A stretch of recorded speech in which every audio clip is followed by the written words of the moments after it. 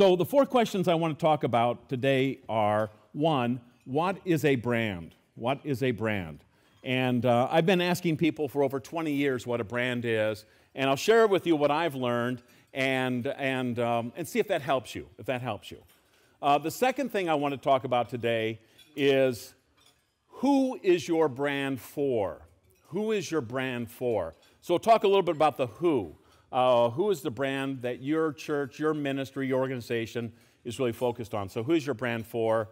The second thing I want to talk about, or the third thing I want to talk about, is how do you get started in building a brand? How do you get started?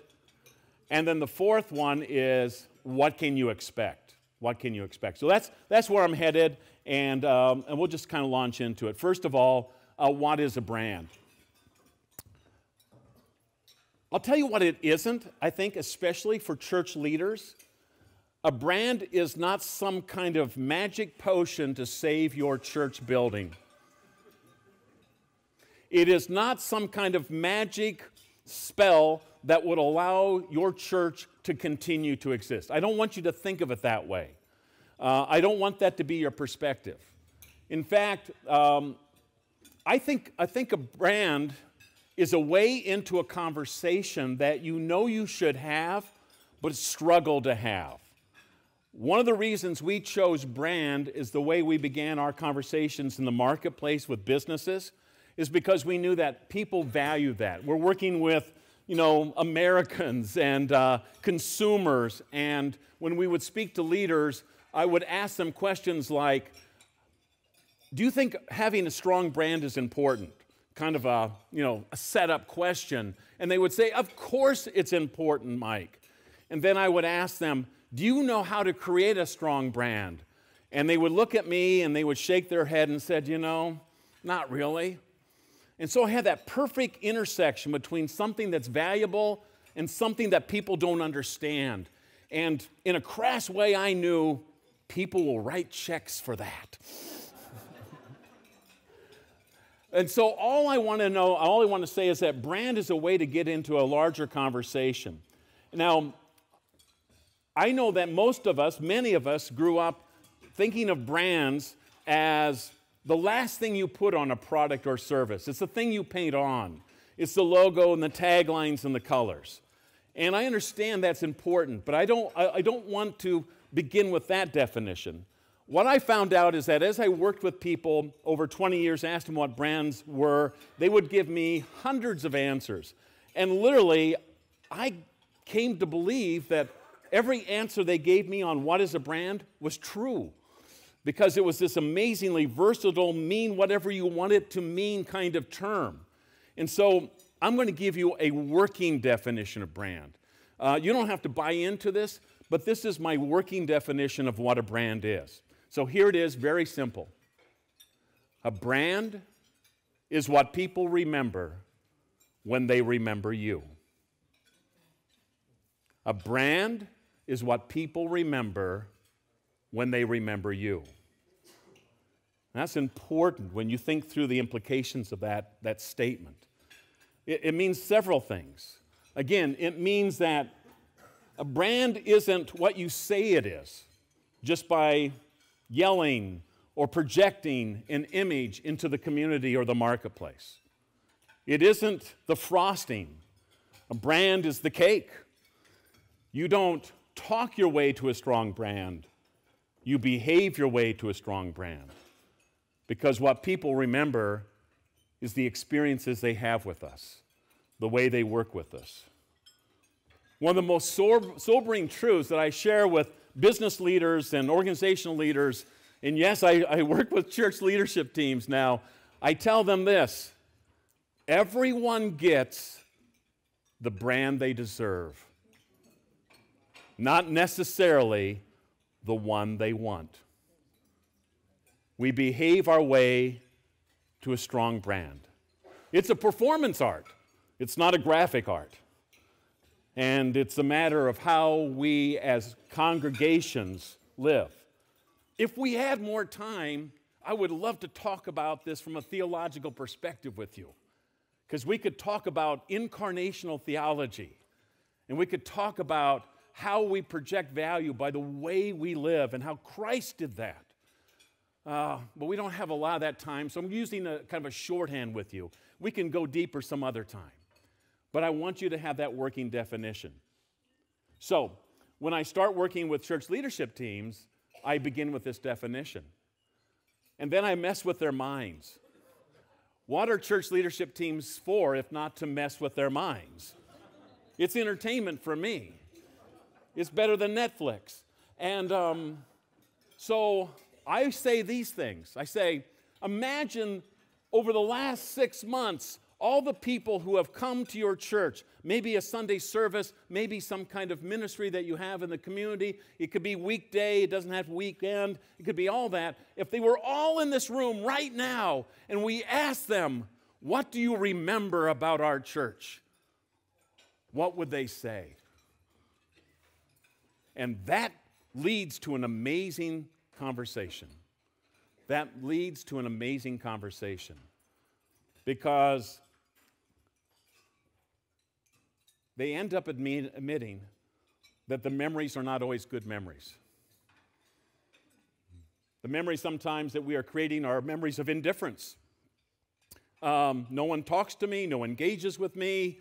I literally sat down in a church about 2 years ago, and next to me the person said, "Why are you here?" He knew I was a visitor, and he was not pleased.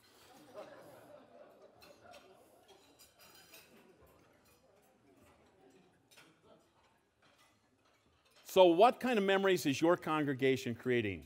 That's going to be your brand. And that's your baseline.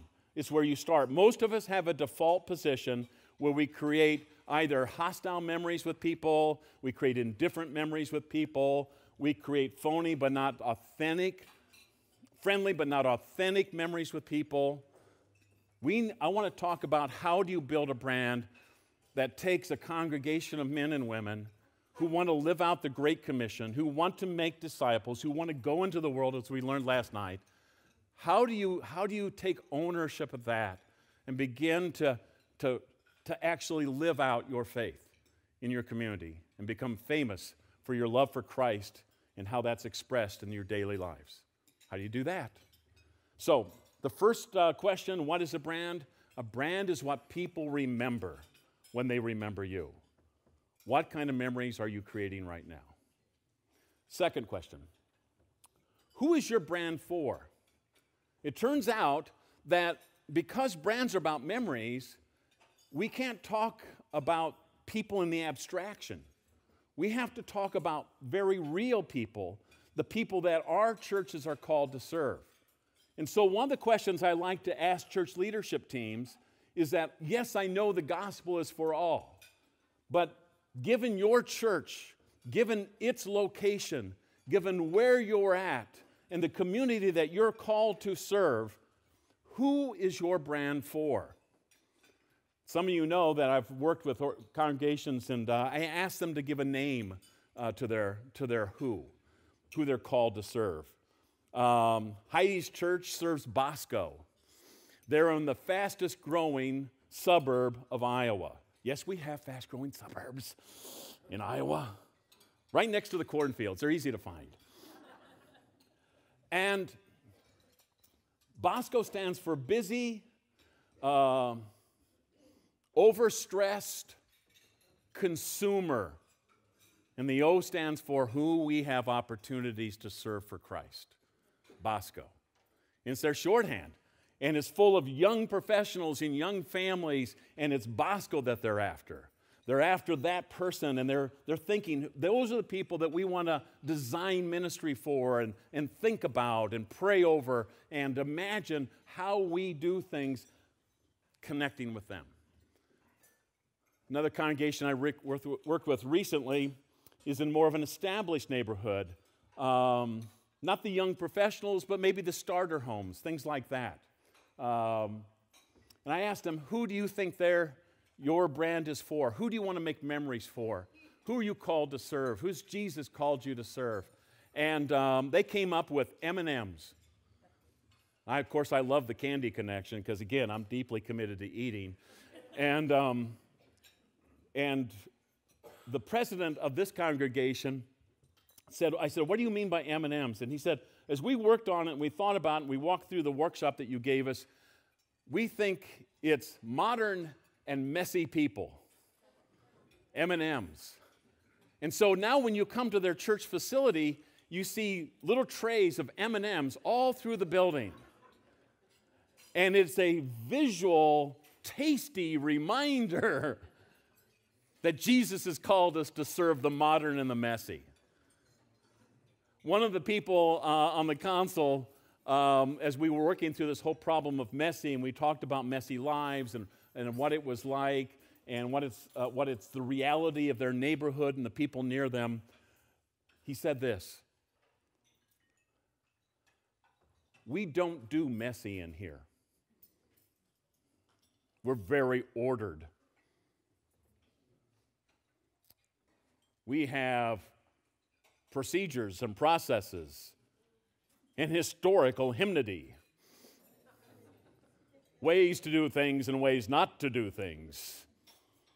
And I said, I get that. I grew up turning to page 5.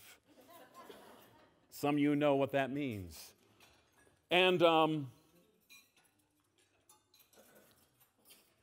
then he began to tear up. And he said, we have lost touch with our neighborhood. He said, our present congregation represents only about 10% who live in our immediate neighborhood. Most people drive in because it was their childhood church, and that's their commitment. And he began to weep. And then he said, we were more interested in making them fill in the denominational name. We were more interested in making them like us than beginning with them where they're at in their messiness. That's a leadership team that's like on fire. It's amazing. So who are you called to serve? Macedonians? Jews like the Apostle Peter? Gentiles like Paul? Who is it that you're called to serve? I'll have to tell you, this is a tough question. I have worked at least with one leadership team that it was abundantly clear who they were called to serve. They're going to build a brand, build memories, and design ministry for these people, and then they discovered this. We really don't like those people.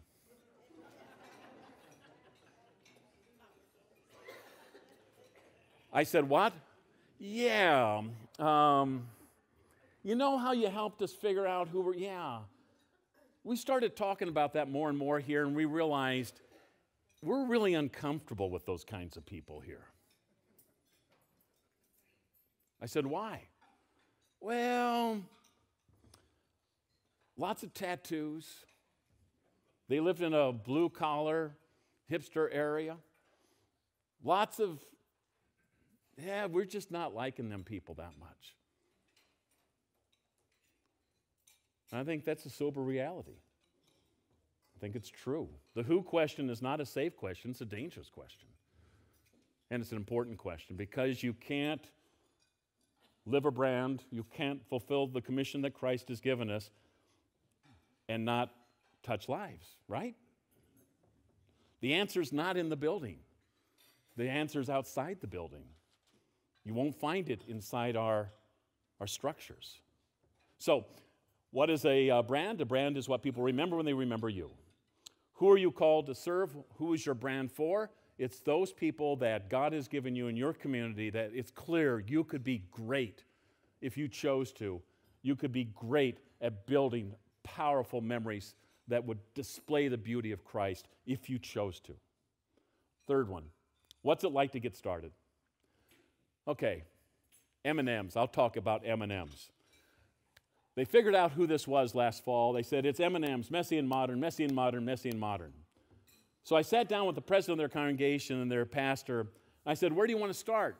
He said, we have no idea. No idea. I said, well, let's start with a fuzzy bee. And he said, what's a fuzzy bee?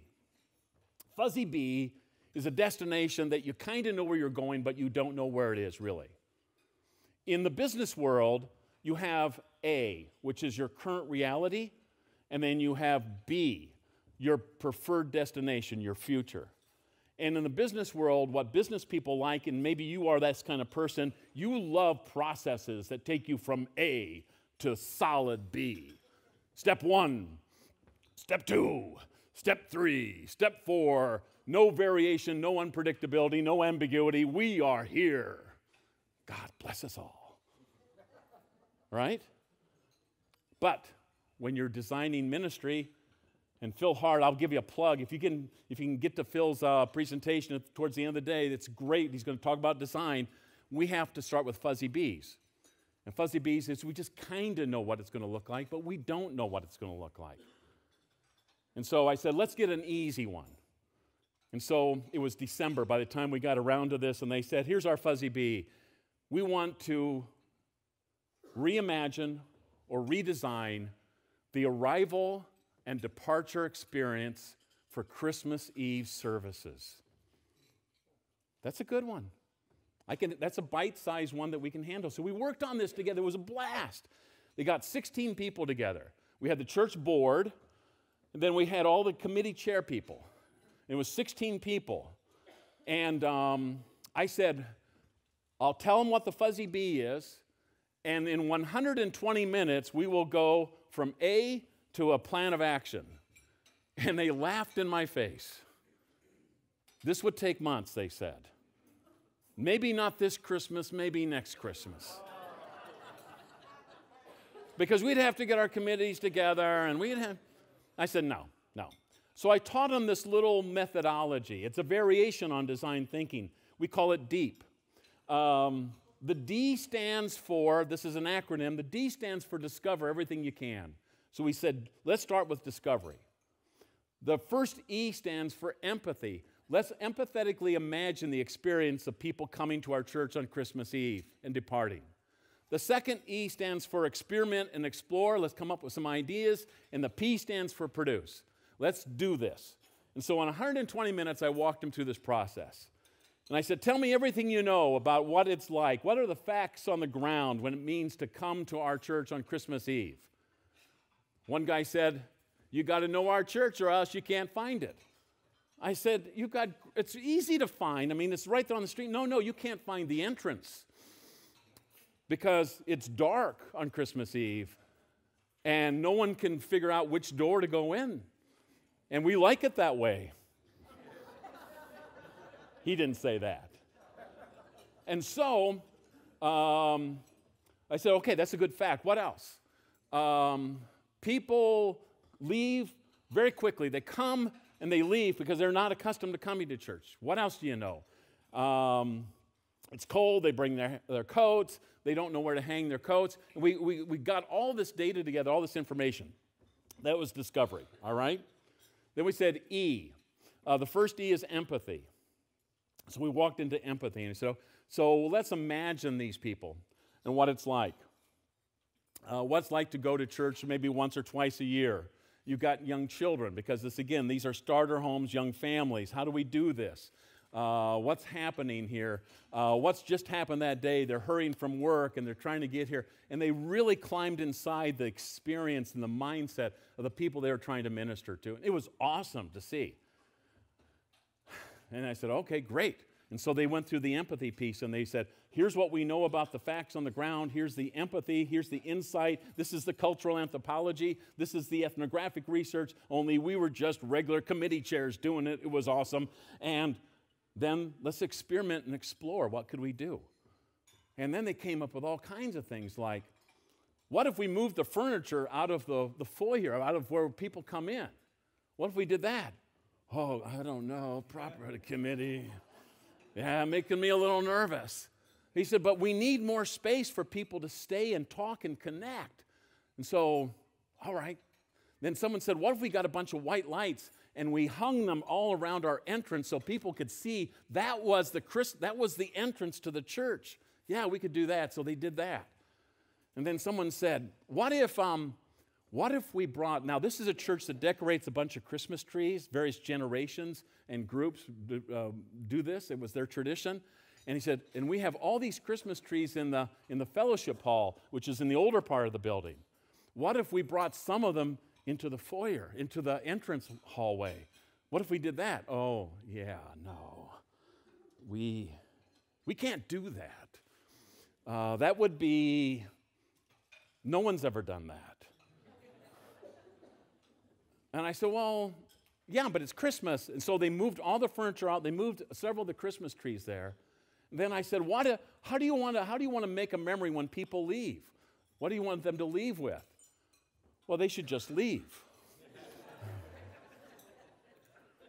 I said, well, and someone said, what if we put boxes underneath the Christmas trees? Because we started by thinking about giving gifts to the children, because there's lots of children.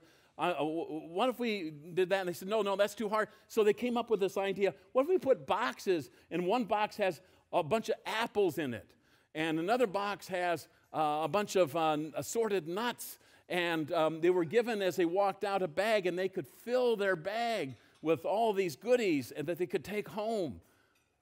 What if we did that? They go, why not? Why not? And so they began to play this game that I taught them. What if, what else, why not? What if, what else, why not? It was taught to me by toy inventors. These toy inventors were meeting in a rundown office one day, and someone reached into a sofa and pulled out all that foam that's in the sofa because there was holes in the upholstery, and said, what if this was a toy? And someone said, yeah. What if? What else could it be? Well, not just a toy. What if it was a ball or a dart? And someone said, why not? And this toy invention team that I studied with said, let's do this. And they turned it into Nerf balls and Nerf darts, because that's how that happened. They were just sitting in this kind of space and played this game. So we did this. We went all the way through Discover to Empathy. We are Christ-like when we see the people Christ has called us to serve. And like it says to us in the gospel, when Jesus saw the crowd, he had what? He had compassion on them, for they were like sheep without a shepherd. When we see the people, we go, how come they don't know where we're at? We're the best kept secret in town. And their hearts were softened. And they went all the way to produce in 120 minutes. They left that meeting. They changed everything. And then we got together afterwards. 2 weeks, 3 weeks. I think it was after New Year's for sure. How'd it go? This worked. This didn't work. This could be better. And so they did an evaluation. They said, we think that we're not going to bring the furniture back into the lobby. Why? It's because we have better conversations when people don't sit down. And for us, it seems to work a whole lot better. And so we changed this whole thing. Oh, and we also want to do another one of these deep exercises. And this time we want to ask the question, how can we get more M&Ms involved in our ministry?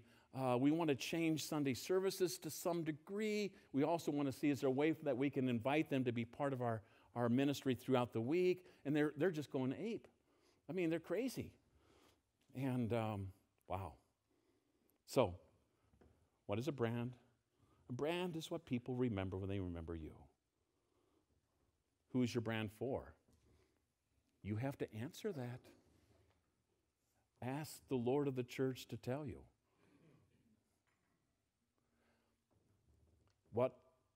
Where do you get started? You get started just by doing. 120 minutes. Should have taken 6 months of committee meetings. We got it done. That's what they were not being funny or facetious. They were serious with me. And we got it done. So what can you expect? Last question. What can you expect?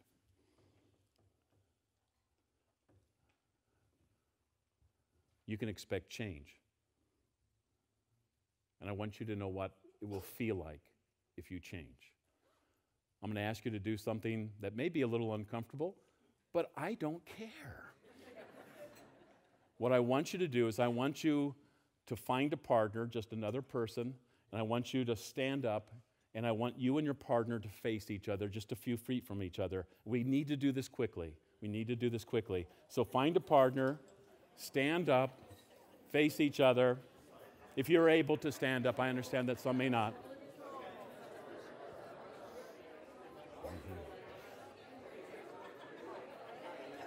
So does anybody need a partner? Raise your hand. We'll try to find you someone.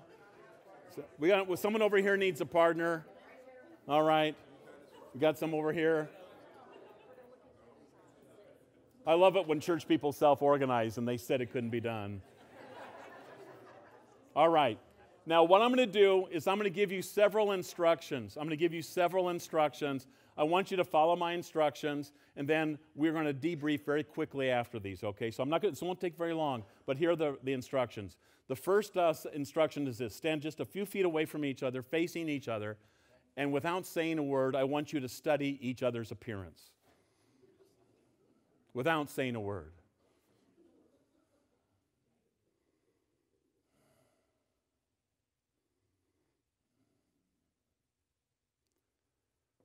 Second instruction, I want you to change one thing about your appearance.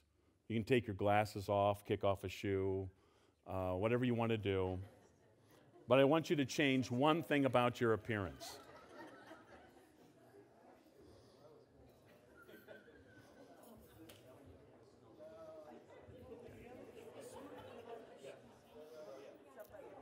Okay. Third instruction.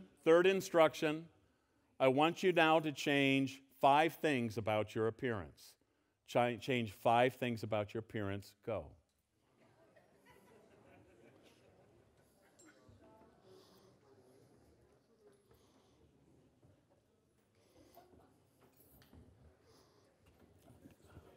Let me get some water.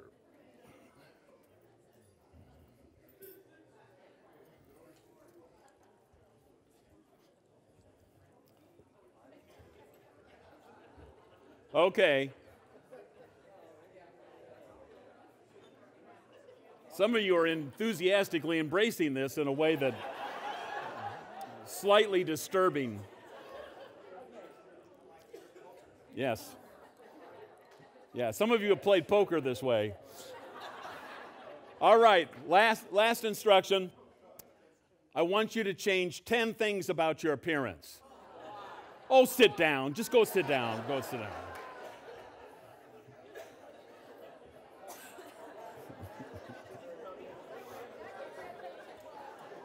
Okay.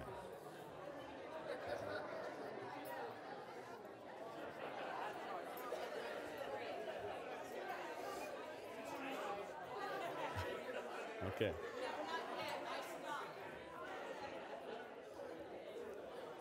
All right.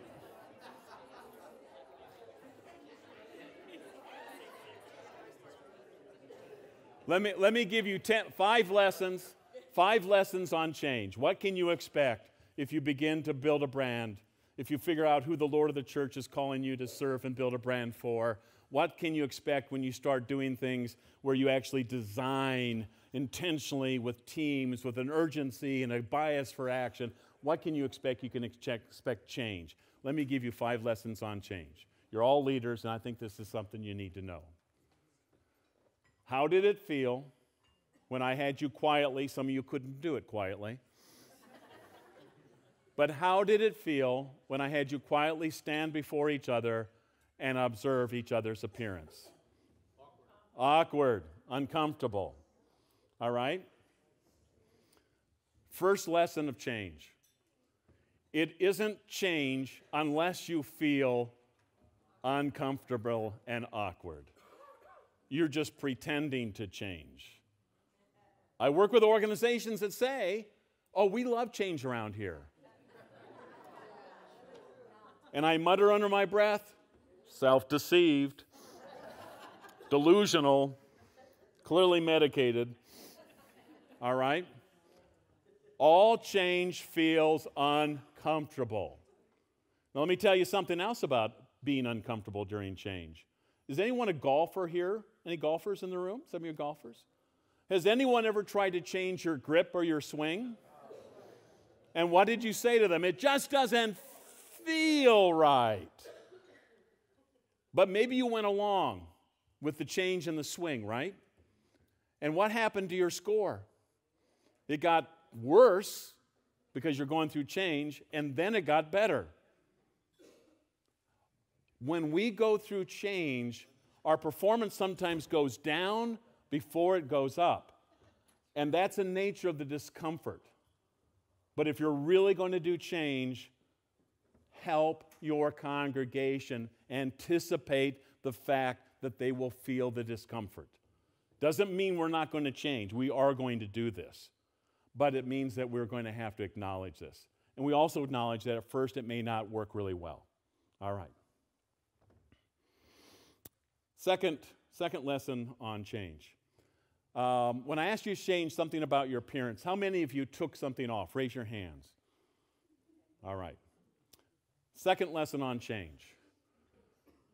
All real change feels like loss. And like loss, it must be mourned.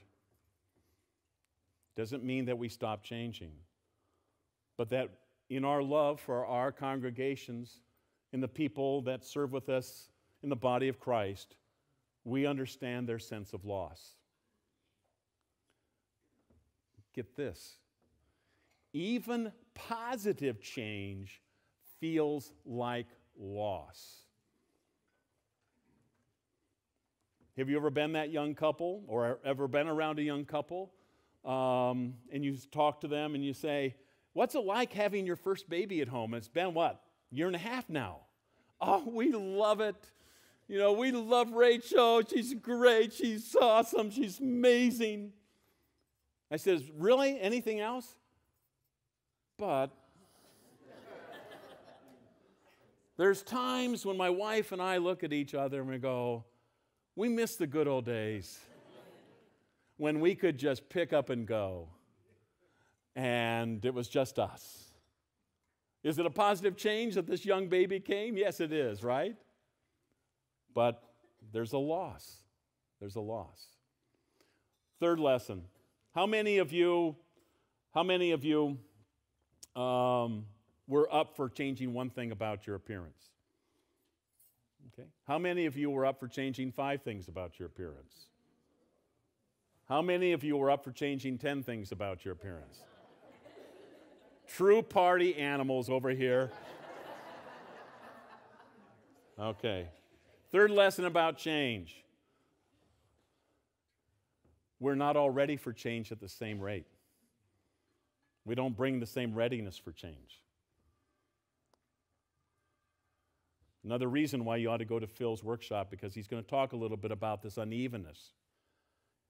It means that as leaders, you have to recognize that, and your strategies for change have to be appropriate to people's readiness. And those who are ready for change, we need to release them. If they're 10 change people and they're ready to go, we've got to release them. We're going to lose them. They're not going to stay if we can't be moving. And we also have to be sensitive and caring for those as we try to bring them along and help them become late adopters and the late majority in the development of the change and the solutions that we're proposing. Fourth lesson on change. When I said, change 10 things about your appearance, did any of you think this thought or say these words? I can't. There's not enough things I can change and still be decent in public. Right? No. There's not that much time, and I'm not really in shape for this and some other things. I need to work out more, okay? All right, here's the deal.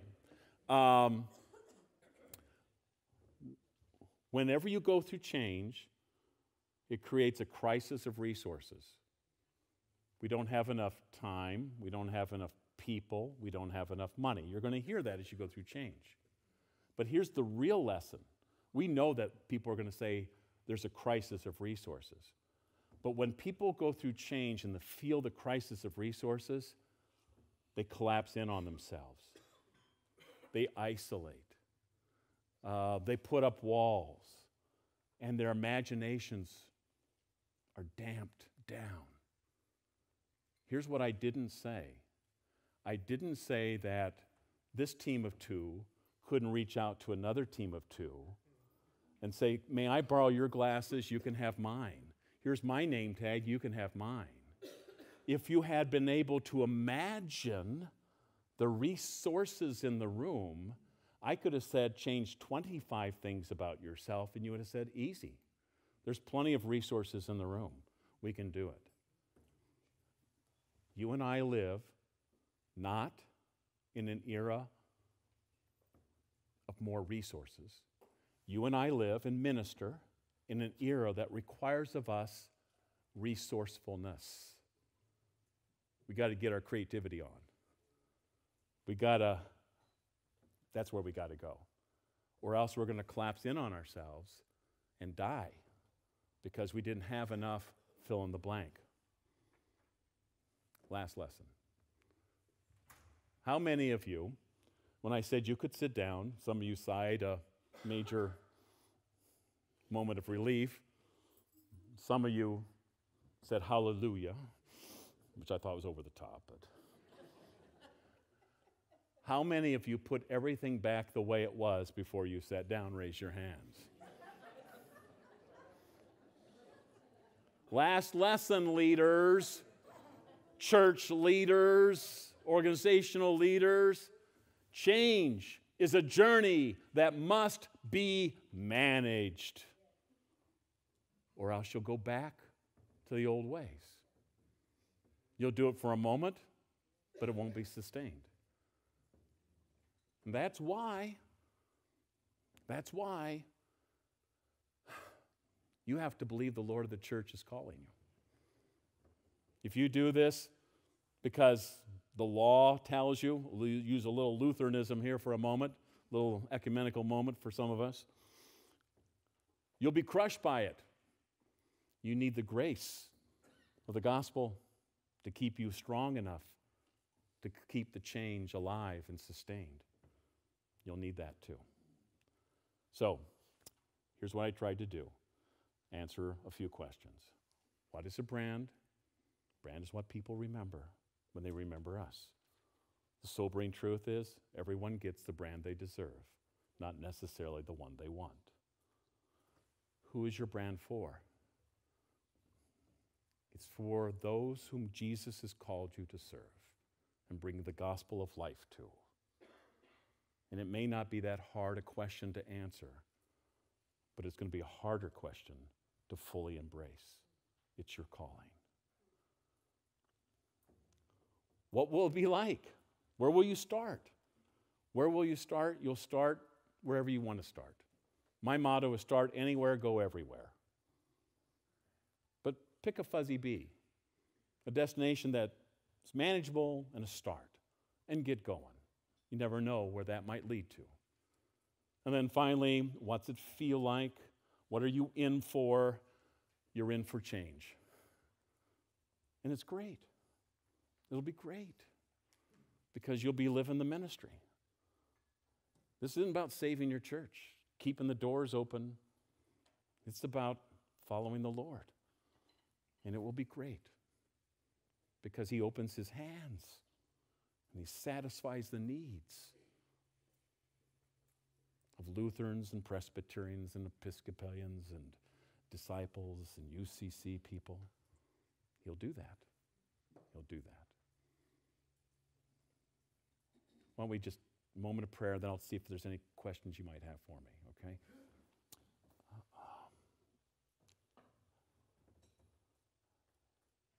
Good and creative God, we come before you as our Father who graciously brought rescue to us in a way that none of us could have imagined or designed through the cross and the resurrection. May we live in the image of Creator God, beautify our congregations, make us irresistibly attractive to those whom we have been called to serve. We'll need the power of the Holy Spirit. and we will be sure to give you praise. In the name of your Son, amen. How much time do we have?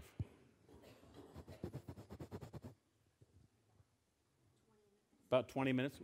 So if you want to poke at me on some questions, I kind of tried to stir you up a little bit. 15 minutes. About 15 minutes. Could be 10 minutes, depending on how this works. But Brandon's got a microphone. Raise your hand, and we'll try to get at you.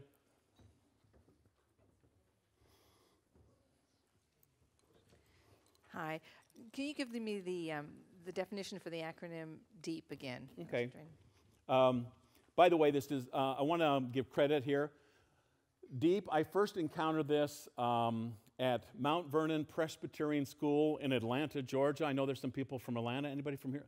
Some Atlantans? Okay. Mount Vernon Presbyterian, north side. They're building DEEP into their K through 12 curriculum. It's the most, dare I say, freaking amazing school I've ever seen. It's just blowing my mind. So DEEP stands for Discover, which is the gathering of the information, the insight, and the data.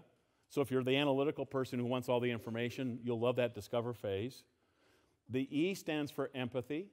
Empathy is where we actually allow ourselves to imagine how other people feel and experience life in general and our ministries in particular. The second E, I sometimes almost see it as two E's together, kind of mushed together. Experiment and explore. That's where we do prototyping, try things, pilots. And then the P is produce. So that's discover, empathize, explore, produce. Then I usually add ER on it, deeper. And the ER stands for evaluate. How did that iteration go? And repeat with necessary changes. So if you don't do the last part, if you don't evaluate and repeat, then you're creating this whole thing that things are going to be the way they are until Jesus comes. And so we got to evaluate and repeat. We have to break that pattern. So does that help? Very good, very good. The P is produce. So you get all the way to the place where you actually do something. Have you ever been in a meeting? Well, I don't have $5 on me, people. I can't say the D word. But what I think, I can't speak for you, but when I hear you say what you say about the D word, what I hear you saying is something like, we never get to P. We never get to produce. Not the other thing. This is worse than a Johnny Carson audience, and I always taking it the wrong way around here. But you know what I'm saying, right? So if we don't get all the way to our first iteration, we actually did something, we have nothing to evaluate or repeat. So we have to get 1.0. We have to get beta out there. We have to get that far. So does that make sense? Does that help you? Okay. So I have a question about intergenerational branding. Our vestry is made up of folks that are all, I'll say generously, over 50. The fact is that we are trying to figure out different ways to do outreach. And when you're doing your branding, how does that impact from either social media or other? None of us, I just got a book on seniors and Facebook from AARP. So there's a big difference between how we might be able to handle things. Do you have any ideas about branding intergenerationally? I won't claim to have any great ideas there. I will say this, though. Couple things. I like diversity of generations as well as other forms of diversity inside design teams, whether it's a vestry, whether it's a leadership team, whether it's a committee. I like that. So I want as much diversity of point of view or stance as possible because that'll give me insights.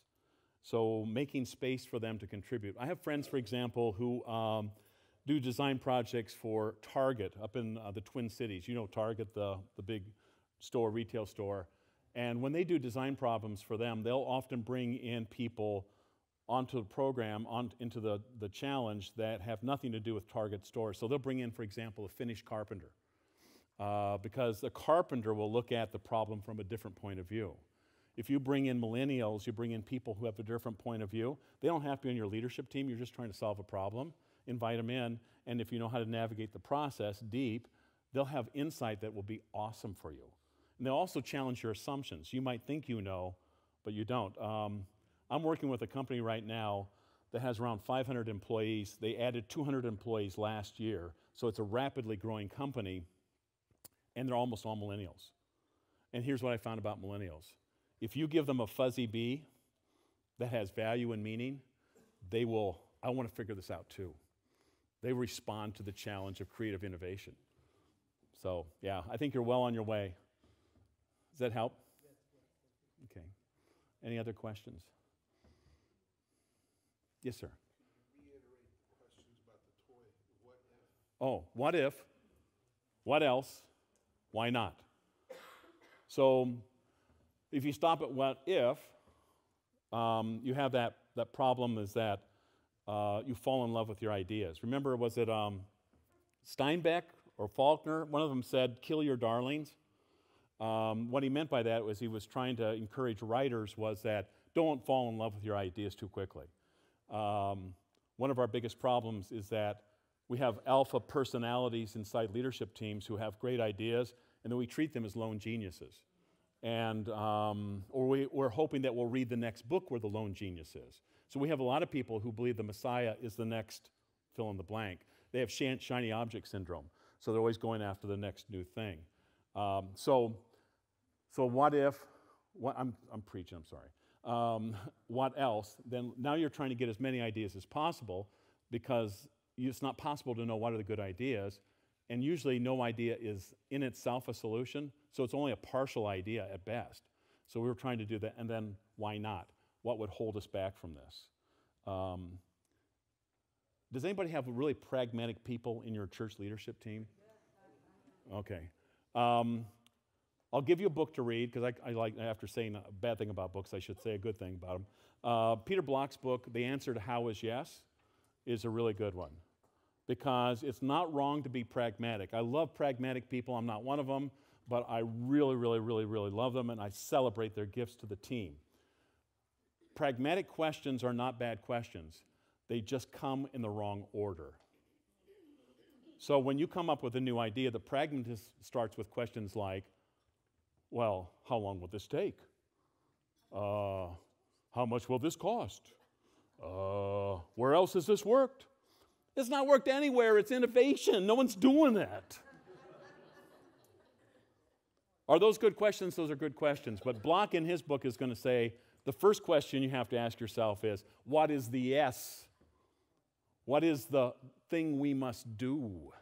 Once we know what the yes is, then we can ask the pragmatic question. So it's a disordering of the questions. They're out of order. They're disordered. They're good questions. They just come at the wrong place.